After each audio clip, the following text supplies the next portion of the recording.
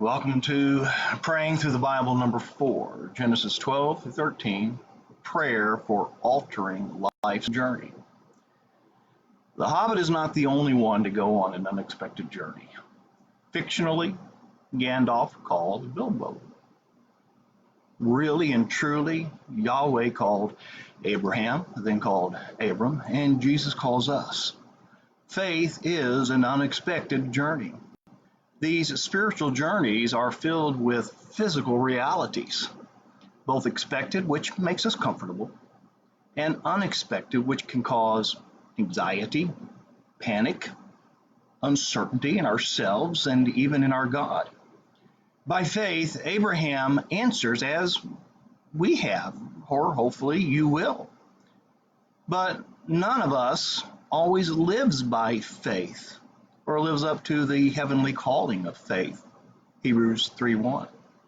What gives us hope is when we do live up to our faith, and we do. That is encouraging and it is empowering during the times of trials, tribulations, sicknesses, illnesses, personal problems, family problems, and so on. Too often, though, the unexpected, that is our undoing. The unexpected causes fear, and fear alters faith. There is an interesting and telling pattern in the storytelling of Abraham's journey. Upon leaving Ur, he doesn't first build an altar. Why? Because he no longer belongs in Ur. As expected, when he comes to the promised land, he faithfully builds an altar where he belongs. Chapter 12, verses 8 through 9, and when he comes back, chapter 13, verse 18. When this man of faith lives by faith, he builds altars and calls on the name of the Lord. When this man of faith lives by faith, he worships. In between altars, the unexpected happens. In the promised land, we have famine. Chapter 12 and verse 10 of Genesis. So, what does this great man of faith do? Abraham leaves his God-given home and looks for answers in Egypt. Is this part of God's plan? The story suggests that no, it is not, because there is no record of Abraham building an altar in Egypt.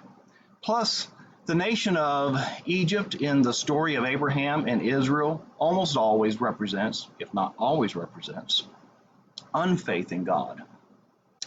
That is what makes the time when the angel told Joseph to take Mary and Jesus to Egypt for safety against Herod so interesting.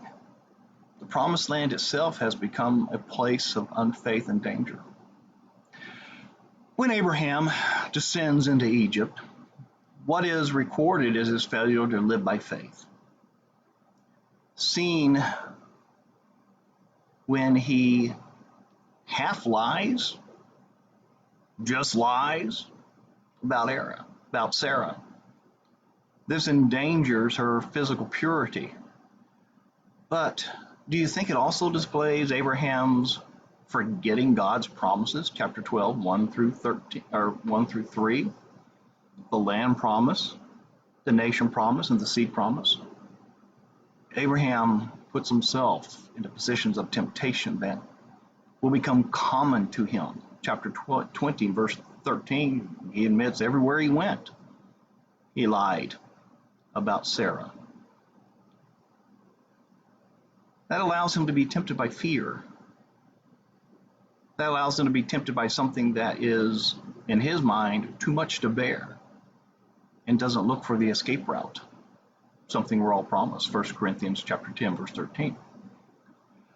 Here's our prayer challenge. Reflect on our journey and our choices, large and small, negative and positive. People we have helped, people we have hurt. Decisions which have altered our lives. Have we lived by faith or by fear?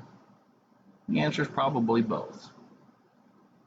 In the places we have left behind and where we are today, are there remnants of our faithfulness or barren emptiness filled by our fear? But don't focus too long on your regrets. Remember that after Abraham leaves Egypt, he again builds an altar. Genesis 13, verse 8. After reflecting, and even after failing, you can always come home again and continue your unexpected journey with God. No one needs to be altered by fear. Each one can be an altar of faith. Start praying.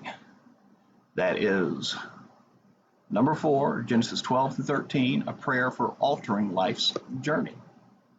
If this has been a blessing to you, thank you, and please share.